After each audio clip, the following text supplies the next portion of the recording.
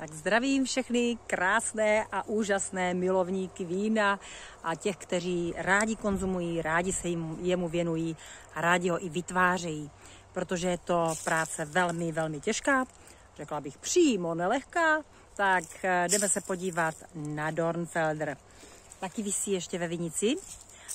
Jsou to takový krásný hrozny, opravdu jsou velice plné a pěkné, je to moc pěkné víno.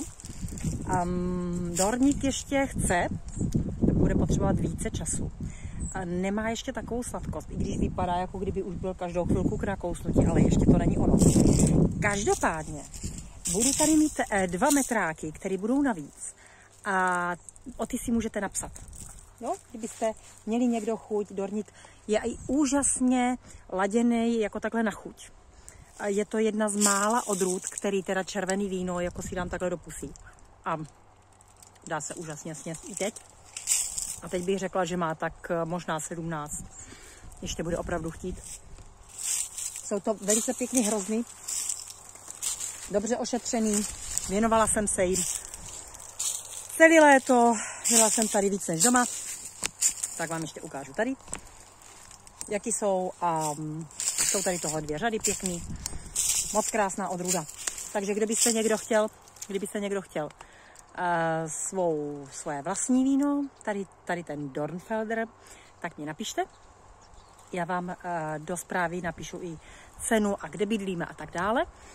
A kdybyste někdo chtěl z toho třeba kivéčko, něco do toho přidat, tak je to taky dobrý. Myslím si, že jedno z nejlepších vín toto. A ještě navíc. Bydlíme celkem nahoře. Za naším barákem už je Vysočina. Takže u nás to dozrává později, což by nevadilo, ale ta chuť je tady mnohem intenzivnější.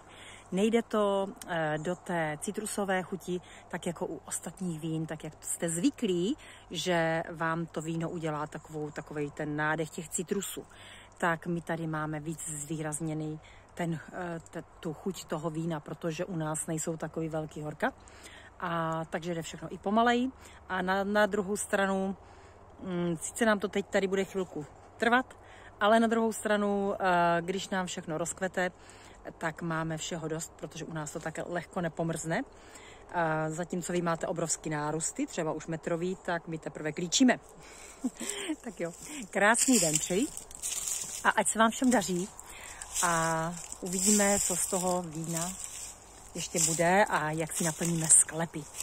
Já se na tu práci moc těším a přeji vám, aby i vám se ty sklepy moc pěkně naplnily, aby vám dělali radost a abyste potom mohli přes zimu pěkně koštovat. Krásný den.